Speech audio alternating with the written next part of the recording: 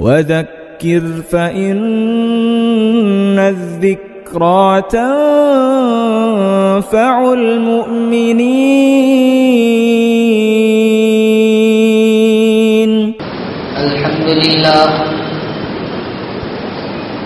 الحمد لله وكفى وسلام على عباده الذين اصطفى.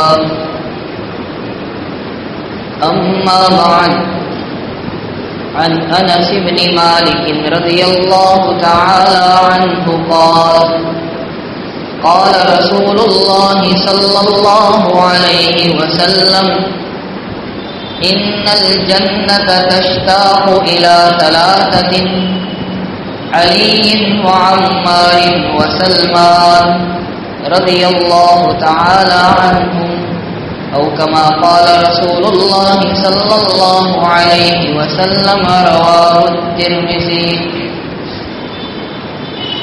بزرگان محترم اور برادران عزیز، یہ ترمذی شریف کی ایک مختصر سی روایت ہے، اور اس روایت میں آقا نامدار جناب محمد الرسول اللہ صلی اللہ تعالی علیہ وسلم نے اپنے 3 صحابی کی مخصوص فضیلت کو بیان کیا ہے۔ ویسے حضرت نبی کریم صلی اللہ تعالی علیہ وسلم کی تربیت میں اور آپ کی نگرانی میں تعلیم حاصل کرنے والے تمام صحابہ اکرام کا مقام بہت اونچا اور بلند ہے۔ بعد میں آنے والا بڑے سے بڑا ولی کسی ادنا صحابی کے مقام کو ہرگز نہیں پہنچ سکتا۔ ایک مرتبہ حضرت عبداللہ ابن مبارک رحمۃ اللہ علیہ سے پوچھا گیا کہ حضرت عمر ابن عبدالعزیز رحمۃ اللہ علیہ کا مقام اونچا ہے یا حضرت امیر معاویہ رضی اللہ تعالیٰ؟ حضرت عمر ابن عبدالعزیز رحمۃ اللہ علیہ بالاتفاق پہلی صدی کے مجدد مانے گئے، اور حضرت امیر معاویہ رضی اللہ تعالیٰ عنہ کی حضرت علی بن ابی طالب کے ساتھ جنگ ہوئی ہے۔ تو سائل نے یہ سوال کیا کہ دونوں میں سے کس کا مقام اونچا؟ حضرت عبداللہ ابن مبارک رحمۃ اللہ علیہ نے ایسا بہترین جواب دیا جو آب زر سے لکھنے کے قابل ہے۔ فرمایا کہ حضرت نبی کریم صلی اللہ تعالی علیہ وسلم کی معیت میں جنگ کرتے امیر معاویہ رضی اللہ تعالی عنہ کے گھوڑے کے نتنوں میں جو غبار تھا وہ حضرت عمر ابن عبدالعزیز رحمۃ اللہ علیہ سے 1000 درجہ افضل، کیونکہ انہوں نے نبی کریم صلی اللہ تعالی علیہ وسلم کی صحبت پائی اور اپنی آنکھوں سے جناب محمد الرسول اللہ صلی اللہ تعالی علیہ وسلم کا دیدار کیا، تو بھلا اس آدمی کے مقام کو کون پہنچ سکتا ہے؟ لیکن ان صحابہ اکرام کی مقدس ترین جماعت میں سے بعض صحابی کو بعض پر کسی اعتبار سے فضیلت حاصل ہے۔ انہی بزرگوں میں سے اور انہی اکابر صحابہ میں سے ایک نام حضرت سلمان فارسی رضی اللہ تعالیٰ عنہ کا بھی ہے،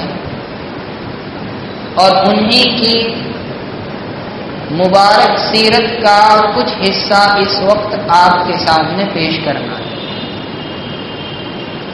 حضرت سلمان فارسی رضی اللہ تعالیٰ عنہ کا جو نام زمانہ جاہلیت میں تھا تو وہ علماء تاریخ نے مابا بیان کیا ہے، اور ان کے والد کا نام یوسف شاہ ابن مرسلان بیان کیا گیا ہے۔ ان کا اصل وطن فارس، جو آج کل ایران کہا جاتا ہے،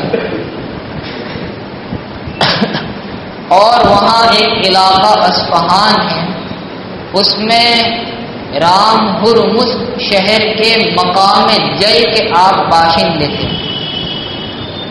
ان کے والد محترم وہ فارسیوں کی جو عبادت خانہ ہوتا ہے آتش کدہ، اس کے نگران تھے، ذمہ دار تھے۔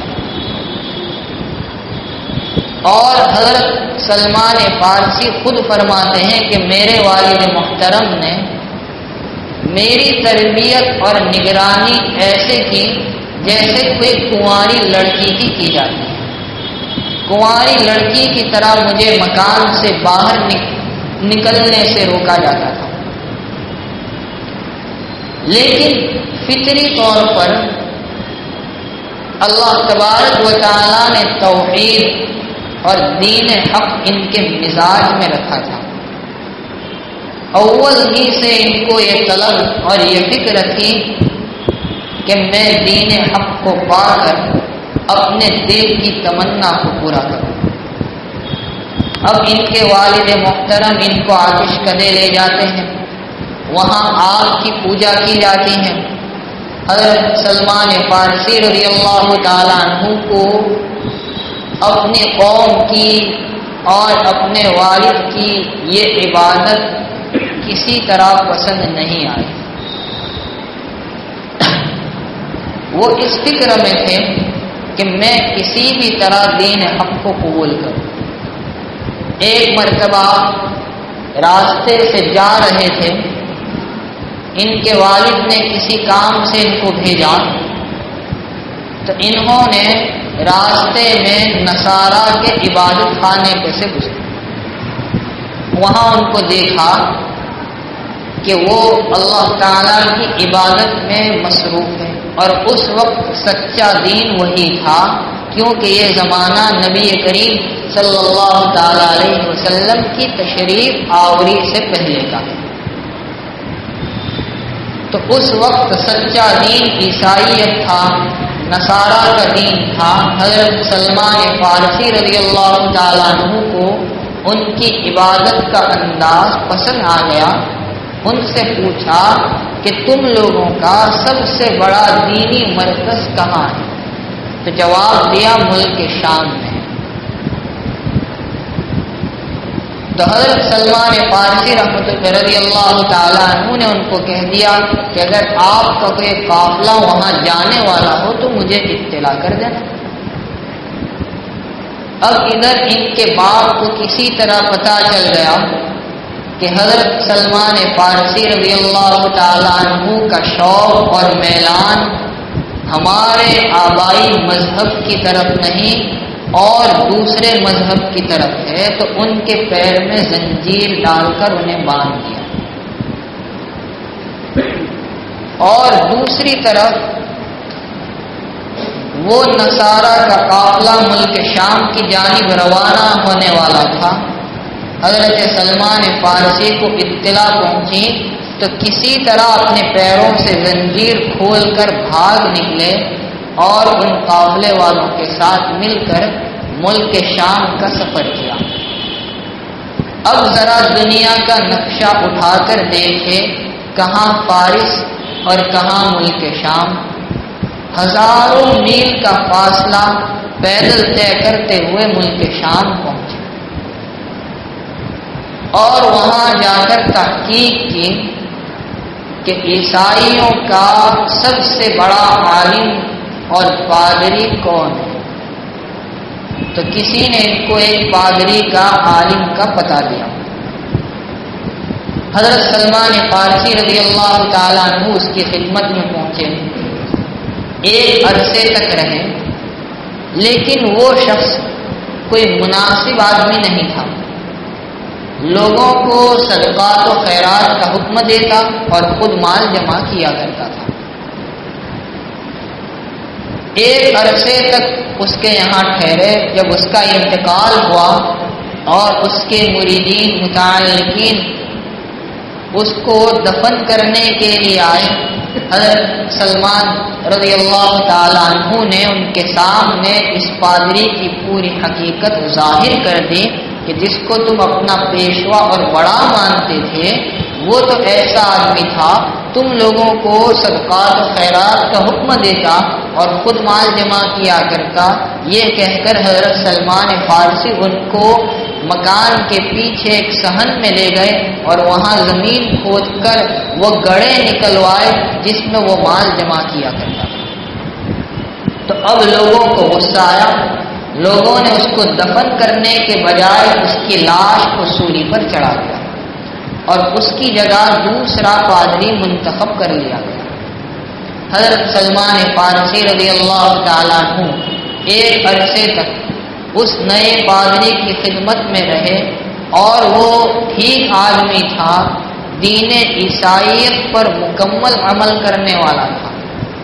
جب اس کے انتقال کا وقت قریب آیا، حضرت سلمان فارسی رضی اللہ تعالیٰ عنہ نے پوچھا کہ اب آپ دنیا سے رخصت ہونے والے ہیں تو میں اپنی علمی پیاس کس سے بجھاؤں گا؟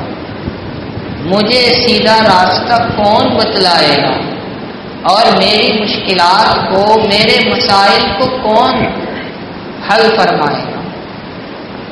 تو اس پادری نے کہا کہ اس وقت روئے زمین پر صحیح معنی میں مذہب عیسائی پر عمل کرنے والا کوئی نہیں، البتہ عراق میں موصل نامی ایک جگہ ہے، وہاں ایک پادری ہے، وہ عیسائیت پر مکمل عمل کرنے والا ہے، تم اس کی خدمت میں چلے جانا۔ اب حضرت سلمان فارسی رضی اللہ تعالیٰ عنہ ملک شام سے نکلے اور طویل سفر کرتے ہوئے عراق میں موصل پہنچے۔ وہاں اس پادری کا پتہ معلوم کیا، لوگوں نے اس کا پتہ دیا، اس کی خدمت میں رہے۔ ایک طویل عرصہ اس حال میں گزرا کہ اب اس پادری کے بھی انتقال کا وقت قریب آ گیا۔ حضرت سلمان فارسی رحمۃ اللہ رضی اللہ تعالیٰ عنہ نے اس سے پوچھا کہ اب آپ اس دنیا سے رخصت ہونے والے ہیں، تو آپ کے دنیا سے چلے جانے کے بعد میں کس کی تربیت میں رہوں، کس کی نگرانی میں رہوں؟ تو اس نے جواب دیا کہ اب اس وقت روئے زمین پر صحیح معنی میں مذہب عیسائی پر عمل کرنے والا کوئی نہیں، البتہ روم کے شہروں میں ایک علاقہ ہے اموریا، وہاں ایک پادری ہے جو اس وقت صحیح معنی میں مذہب عیسائی پر عمل کرنے والا ہے، تم اس کی خدمت میں چلے جانا۔ حضرت سلمان رضی اللہ تعالیٰ طویل سفر کر کے موصل سے اس مقام اموریا میں جو روم کے علاقوں میں سے وہاں پہنچے، اس کی خدمت میں رہے۔ طویل عرصہ اس حال میں گزرا کہ اس پادری کے بھی انتقال کا وقت قریب آ گیا۔ اب اس کو پوچھا کہ آپ کے دنیا سے چلے جانے کے بعد، رخصت ہو جانے کے بعد میں کس کی نگرانی میں رہوں، میرے مسائل کو کون حل کرے گا، میری علمی پیاس کون بجھائے گا؟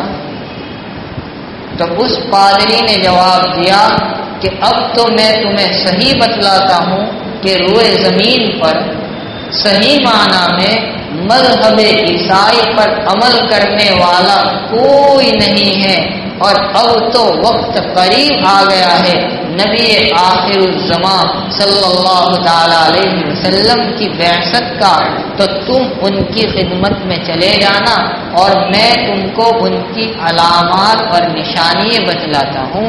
3 نشانیاں اس پادری نے حضرت سلمان فارسی کو بتلائی۔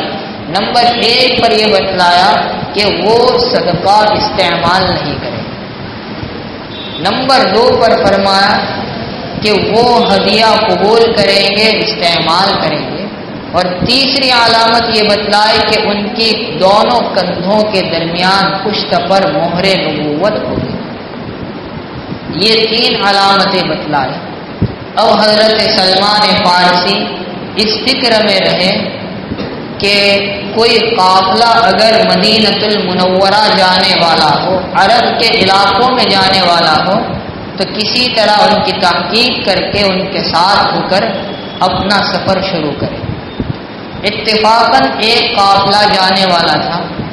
حضرت سلمان فارسی رضی اللہ تعالیٰ عنہ اس قافلے والوں کے پاس آئے اور ان سے آ کر کہا کہ میرے یہ مویشی ہیں، بکریاں ہیں، یہ میری ملک ہے، میں تم کو دیتا ہوں اس شرط پر کہ تم اپنے ساتھ مجھے لے چلو، اور تم جا رہے ہو یثرب، یہ مدینۃ المنورہ کا نام ہے، وہاں مجھے اپنے ساتھ لے جاؤ۔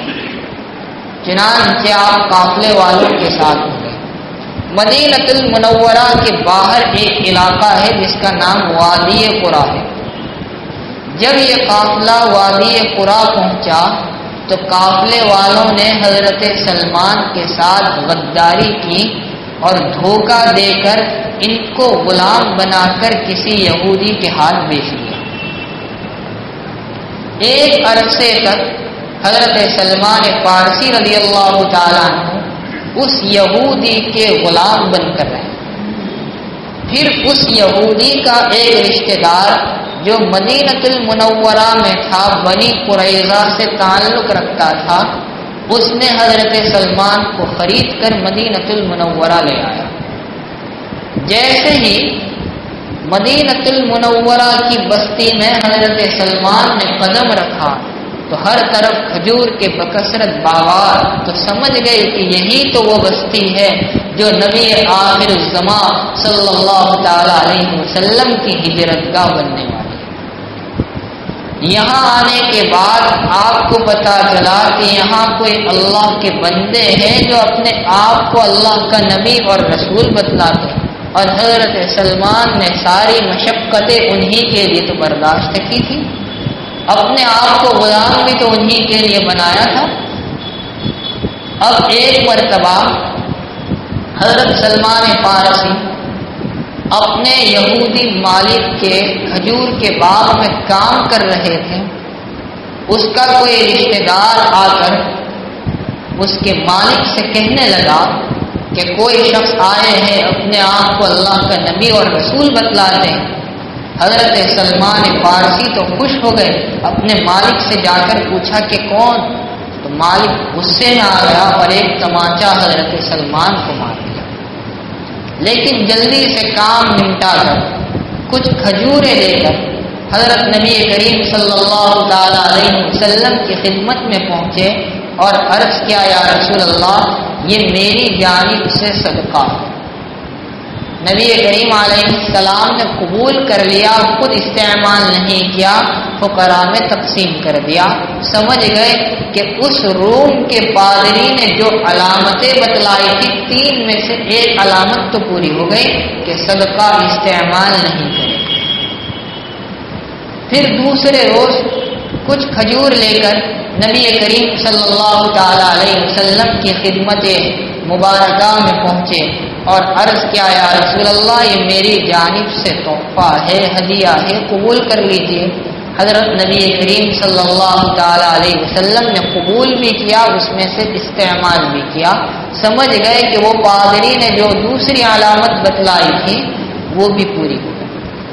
اب ایک مرتبہ نبی کریم علیہ السلام کسی صحابی کے تدفین کے سلسلے میں جنت البقیع میں تشریف فرما تھے اور حضرت سلمان آپ کی پشت کی طرف آئے۔ نبی کریم علیہ السلام سمجھ گئے کہ ان کے آنے کا مقصد کیا ہے، اپنی چادر کو ہٹا دیا تو وہ مہر نبوت کو بھی دیکھ لیا، بوسہ دیا، کلمہ پڑھ کر مسلمان ہو گئے۔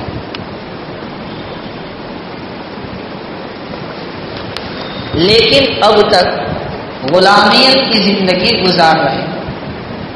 حضرت نبی کریم صلی اللہ تعالی علیہ وسلم نے ان کو مشورہ دیا کہ تم اپنے مالک کے ساتھ، آقا کے ساتھ کتابت کا معاملہ کر لو، اور کتابت کہتے ہیں کہ اتنا مال دے دو تو آزاد۔ تو آ کر اپنے مالک سے کہا کہ میں کتابت کا معاملہ کرنا چاہتا ہوں۔ مالک نے کہا مجھے اتنا اقیا سونا اور کھجور کے 300 درخت دے دے تو تو آزاد ہے۔ تو انہوں نے آ کر نبی کریم صلی اللہ تعالی علیہ وسلم سے کہا۔ حضرت نبی کریم علیہ السلام نے صحابہ اکرام سے فرمایا کہ بھائی یہ سلمان کو آزاد کرنا ہے، لہذا کھجور کے پودے چندہ کیے جائیں۔ وہ 300 پودے چندہ کر کے لائے گئے۔ نبی کریم صلی اللہ تعالی علیہ وسلم خود اس یہودی مالک کے باغ میں گئے اور اپنے مبارک ہاتھوں سے وہ تمام درخت لگائے۔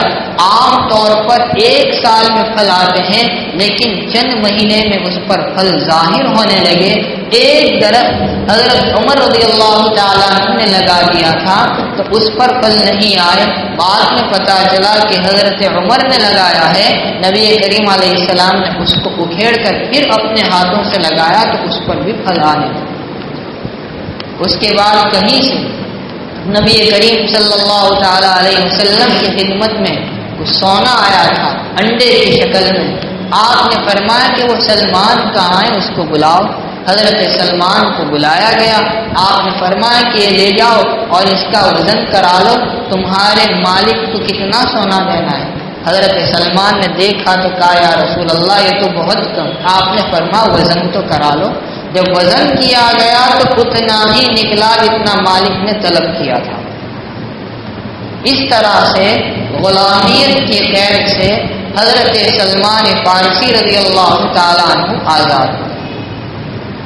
جب حضرت سلمان فارسی کی سیرت اور ان کی حیات طیبہ کا مطالعہ کرتے ہیں، پتہ چلتا ہے کہ رب کریم نے حضرت سلمان فارسی رضی اللہ تعالیٰ عنہ کو بے شمار خصوصیات اور فضائل سے نوازا تھا۔ آپ دیکھ لیجئے کہ جب غزوہ خندق کا موقع ہے اور ابو سفیان 10,000 سے زائد لشکر کو لے کر نکلا ہے، جن میں تقریباً 3,000 اونٹ اور 1,000 گھوڑے ہیں، اور راستے میں جتنے قبیلے ملے، چاہے قبیلہ اسلم ہو، قبیلہ اشجع ہو، غطفان ہو، فزارہ ہو، سب کو اپنے ساتھ شامل کر لیا۔ حضرت نبی کریم صلی اللہ تعالی علیہ وسلم کی زبان پر جب حضرت نبی کریم علیہ السلام کو اس واقعے کی اطلاع ملی، سب سے پہلے آپ کی زبان پر یہ الفاظ آئے حسبنا اللہ و نعم الوکیل، اور آپ نے صحابہ کرام کو جمع کر کے مشورہ دیا۔ یہ مشورہ کیوں لیا گیا؟ نبی کو کیا ضرورت مشورہ لینے کی؟ نبی تو صاحب وحی ہوتا ہے، لیکن مشورے کے 2 فائدے اہم ہیں۔ امت میں مشورے کی سنت کو جاری کرنا، اور نمبر 2 مشورہ کرنے سے باہم اتفاق اور جوڑ پیدا ہوتا ہے۔ اس لیے آپ نے مشورہ کیا، ورنہ آپ کو مشورے کی کوئی ضرورت نہیں، اللہ کا جو حکم آ جاتا آپ کہتے تھے۔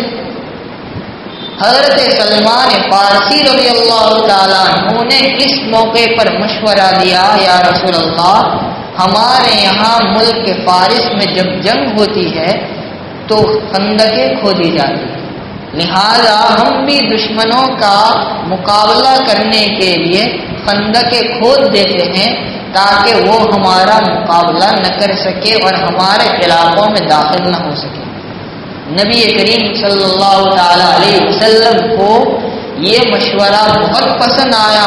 خود آپ نے اپنے دستے مبارک سے نشان لگائے اور آپ نے خندق کھودنے کے لیے صحابہ کرام کو حکم دیا۔ تقریباً 3.5 مائل کی خندق صرف 6 دن میں کھودی گئی۔ لیکن اس موقع پر نبی کریم صلی اللہ تعالی علیہ وسلم نے مہاجرین اور انصار دونوں کا جھنڈا الگ الگ صحابی کو، حالانکہ اس وقت مہاجرین اور انصار میں بھائی چارگی قائم کی ہوئی تھی، لیکن مہاجرین کا جھنڈا زید بن حارثہ رضی اللہ تعالیٰ عنہ کو اور انصار کا جھنڈا حضرت سعد ابن عبادہ رضی اللہ تعالیٰ عنہ کو دیا، اور آپ نے 10 صحابی کی جماعت بنا دی، 10 مہاجرین 10 انصار کی ایک جماعت بنا دی کہ یہ مل کر خندق کھودنے کا کام کرے۔ لیکن حضرت سلمان نہ تو مہاجرین میں سے نہ تو انصار میں سے، تو ان کے لیے مسئلہ ٹیڑھا ہو گیا۔ مہاجرین کہتے ہیں ہم اپنے ساتھ شامل کریں گے، انصار کہتے ہیں نہیں ہم اپنے ساتھ شامل کریں گے۔ یہ عجیب بات ہے، ہر کوئی اپنی جماعت میں حضرت سلمان فارسی کو شامل کرنا چاہتا ہے۔ نبی کریم صلی اللہ تعالی علیہ وسلم کی زبان سے نکلے یہ الفاظ، سلمان منا اہل البیت، کہ سلمان تو اہل بیت سے ہے۔ پھر آپ نے یہ کیا کہ کچھ مہاجرین کو کچھ انصار کو لیا، حضرت سلمان کو لیا اور ایک جماعت بنا دی تاکہ سب برابر رہے، مہاجر بھی رہے انصار بھی رہے، اور یہ کہا جائے کہ حضرت سلمان کا تعلق دونوں سے۔ لیکن جو مشورہ دینے والے صحابی حضرت سلمان، ان کے لیے ایک پریشانی یہ پیش آئی کہ جب وہ خندق کھود رہے تھے تو انہی کے حصے میں ایک چٹان نکلی جو کسی بھی طرح ٹوٹ نہیں رہی تھی۔ حضرت براء ابن العازب رضی اللہ تعالیٰ عنہ فرماتے ہیں کہ میں نے نبی کریم علیہ السلام کو اس دن دیکھا کہ آپ خندق کھود رہے اس طور پر کہ آپ کے جسم پر اتنا گرد و غبار ہے کہ آپ کی پشت اور پیٹ نظر ہی نہیں آ رہے، گرد و غبار ہی نظر آ رہا ہے۔ حضرت سلمان فارسی حاضر ہوئے، عرض کیا یا رسول اللہ ایک چٹان نکلی ہے اور وہ ٹوٹ نہیں رہی۔ نبی کریم علیہ السلام خود وہاں تشریف لائے، خندق میں اترے، اور آپ نے کدال اپنے ہاتھ میں لے کر ایک ضرب لگائی، یہ الفاظ آپ کی زبان پر آئے، تمت کلمات ربک صدقا، تو 1/3 چٹان ٹوٹ گئی۔ پھر دوسری ضرب لگائے تو کہا تمت کلمات ربک صدقا وعدلا، دوسری 1/3 چٹان بھی ٹوٹ گئی۔ پھر تیسری ضرب لگائے اور یہ الفاظ کہے تمت کلمات ربک صدقا وعدلا لا مبدل لکلمات، تو پوری چٹان ٹوٹ گئی۔ لیکن ہر مرتبہ چٹان کے ٹوٹنے کے وقت ایک روشنی اس میں سے نکل رہی تھی جو حضرت سلمان نے اپنی آنکھوں سے دیکھی۔ عرض کیا یا رسول اللہ میں نے اپنی آنکھوں سے اس میں سے نور نکلتا ہوا، روشنی نکلتی ہوئی دیکھی ہے۔ نبی کریم علیہ السلام نے فرمایا سلمان واقعاتاً تم نے یہ منظر دیکھا؟ کہا جی ہاں۔ آپ نے فرمایا جب پہلی مرتبہ نور نکلا ہے تو اس میں مجھے یمن اور کسرا کے محلات بتلائے گئے، میری امت اس علاقوں کو فتح کر لے گی، اور دوسری مرتبہ جو نور نکلا ہے تو اس میں روم کے قیصر کے محلات بتلائے گئے، میری امت اس کو بھی فتح کر لے گی، اور ہوا بھی ایسا ہے۔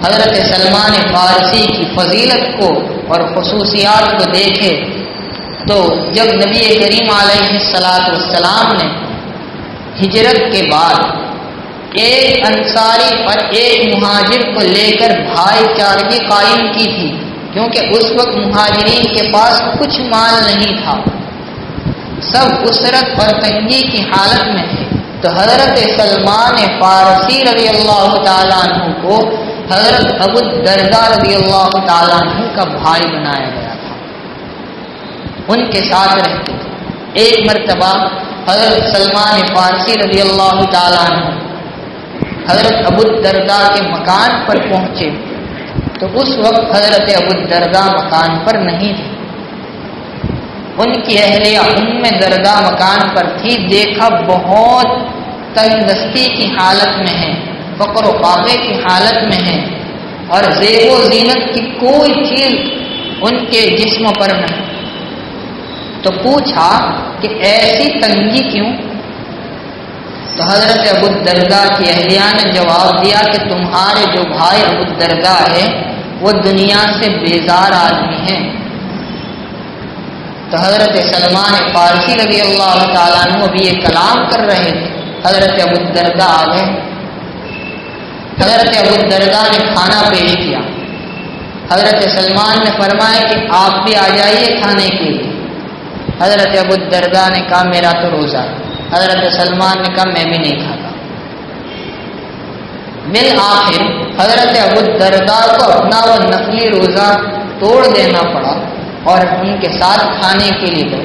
جب رات ہوئی تو حضرت ابو الدرداء نماز پڑھنے کے لیے کھڑے ہوئے۔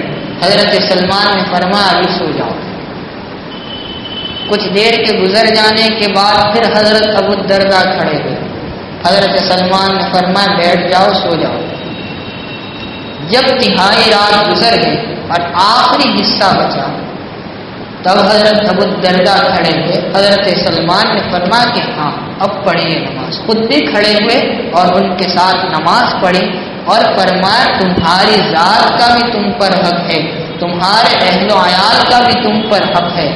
صبح میں حضرت ابو الدرداء رضی اللہ تعالیٰ عنہ نبی کریم صلی اللہ تعالیٰ علیہ وسلم کی خدمت میں حاضر ہوئے اور رات میں یہ جو کچھ حضرت سلمان کے ساتھ واقعہ پیش آیا تھا اس کی خبر نبی کریم صلی اللہ تعالیٰ علیہ وسلم کو دی۔ تو بخاری شریف کی روایت میں ہے کہ نبی کریم علیہ السلام نے فرمایا صدق سلمان، سلمان نے سچ کہا۔ اور بعض روایات میں آپ نے حضرت ابو الدرداء سے یہ فرمایا ابو الدرداء سلمان تم سے زیادہ مسائل کو جاننے والے ہیں، سلمان افقہ منک، سلمان تم سے زیادہ مفتی ہے مسائل۔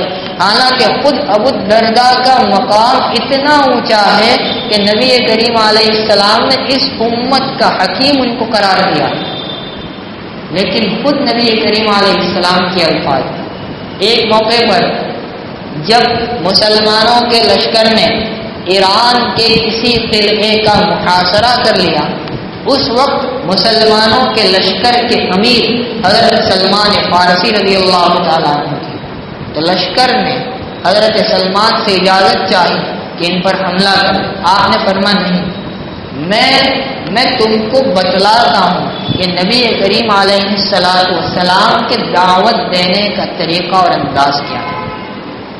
پھر حضرت سلمان نے اہل فارس کو ایمان کی دعوت پیش کی اور فرمایا کہ اے اہل فارس تم جانتے ہو کہ میں تمہاری نسل سے ہی ہوں، میں بھی فارسی ہوں نسل ہوں، لیکن میں نے کلمہ پڑھا، اسلام قبول کیا۔ اب تم اپنی آنکھوں سے دیکھ رہے ہو کہ اہل عرب میری اطاعت کر رہے، میرے سامنے اپنے سر کو جھکائے ہیں۔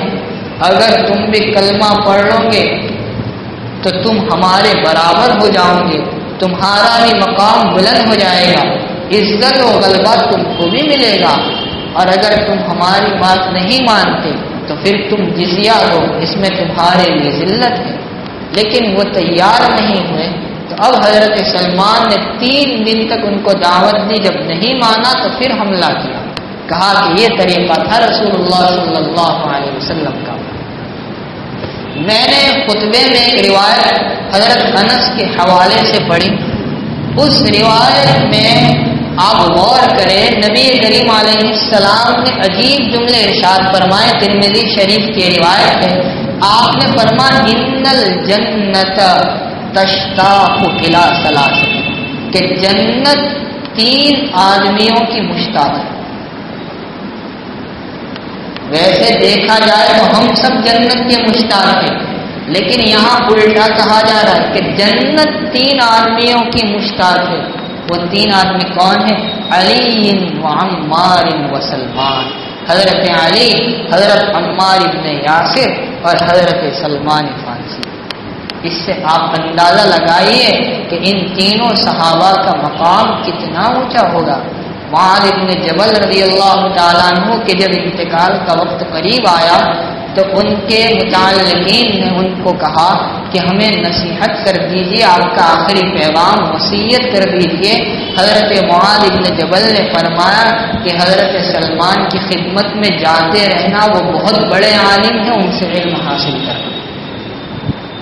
ایک مرتبہ نبی کریم علیہ السلام نے قرآن کریم کی ایک آیت پڑھی جو سورہ محمد کی آخری آیت ہے، وَإِن تَتَوَلَّوْا يَسْتَبْدِلْ قَوْمًا غَيْرَكُمْ ثُمَّ لَا يَكُونُوا أَمْثَالَكُمْ، کہ اگر تم دین کی خدمت کرنے سے اعراض کرو گے، روگردانی کرو گے، صحابہ کو کہا جا رہا ہے، تو اللہ تعالیٰ تمہاری جگہ ایک نئی قوم لے آئیں گے اور وہ تمہاری طرح نہیں ہوگی۔ اس آیت کے بعد صحابہ نے توبہ کر لی، لیکن پوچھا یا رسول اللہ وہ نئی قوم کون ہوگی جو ہم سے بہتر ہوگی؟ آپ نے حضرت سلمان فارسی کی طرف اشارہ کر کے فرمایا کہ وہ ان کی قوم ہوگی۔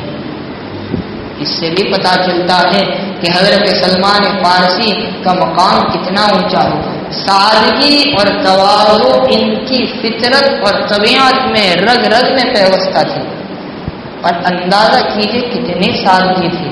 علماء نے لکھا ہے کہ ایک مرتبہ ایک شخص حضرت سلمان کی خدمت میں آ کر کہنے لگا کہ آپ اجازت دو، میں آپ کے ساتھ سفر میں چلنا چاہتا ہوں۔ حضرت سلمان نے کہا ٹھیک ہے، سفر میں اپنے ساتھ لے گئے، لیکن معاملہ ایسا کیا اس کے ساتھ جیسے کوئی خادم کرتا ہے۔ حضرت سلمان اس کا سامان اٹھاتے ہیں، اگر وہ کھانے کا انتظام کرتا ہے تو حضرت سلمان فارسی روٹیاں بناتے ہیں، اگر وہ جانوروں کو چارہ ڈالتا ہے حضرت سلمان فارسی جانوروں کو پانی پلاتے ہیں۔ حضرت عمر رضی اللہ تعالیٰ عنہ نے اپنے زمانے خلافت میں حضرت سلمان فارسی کو مدائن کا حاکم اور گورنر بنایا تھا، 5000 درہم ان کی تنخواہ مقرر کی تھی، لیکن حضرت سلمان وہ تمام کے تمام 5000 دراہم کو صدقہ کر دیتے اور 1 درہم میں کھجور کا تنا خریدتے، ایک شاخ خریدتے اور اس شاخ سے کچھ کام کی چیزیں بناتے اور پھر اس سامان کو 3 درہم میں بیچ دیتے۔ 1 درہم سے پھر نئی شاخ خریدتے، 1 درہم صدقہ کر دیتے اور 1 درہم اپنے اہل و عیال پر خرچ کرتے۔ پوری زندگی اسی طرح اسرت اور تنگی میں گزاری۔ اسی مدائن کی حکومت اور گورنری کے دوران ایک مرتبہ ایک شخص حضرت سلمان فارسی کو مزدور سمجھ کر اور اجیر سمجھ کر کہنے لگا کہ میرا سامان آپ اٹھا کر فلاں جگہ تک پہنچا دیں گے۔ وہ نہیں جانتا تھا کہ حضرت سلمان فارسی یہاں کے حاکم۔ کہا خوشی سے۔ حضرت سلمان نے اس کے سامان کو اٹھا لیا، اٹھا کر چلنے لگے۔ راستے میں لوگوں نے دیکھا کہ حضرت سلمان یہ سامان کو اٹھا کر جا رہے، دوڑے ہوئے آئے۔ حضرت سلمان نے کہا چھوڑ دو، میں اس کے مکان تک پہنچا کر ہی رہوں گا۔ حضرت حذیفہ ابن الیمان رضی اللہ تعالیٰ عنہ حضرت سلمان کے پاس پہنچے اور کہا اجازت تو ہم آپ کا مکان بنا دیں۔ حضرت سلمان نے کہا اچھا ایسا مکان بنائیں گے جیسا کہ یہاں مدائن میں ہوتا ہے، عالیشان تاکہ نہیں، ہم ایسا مکان بنائیں گے کہ آپ کھڑے رہیں گے تو چھت سے آپ کا سر لگے اور اتنا تنگ ہوگا کہ آپ کروٹیں بدلے تو دیوار آپ کے پیٹ اور پشت تک کو لگے۔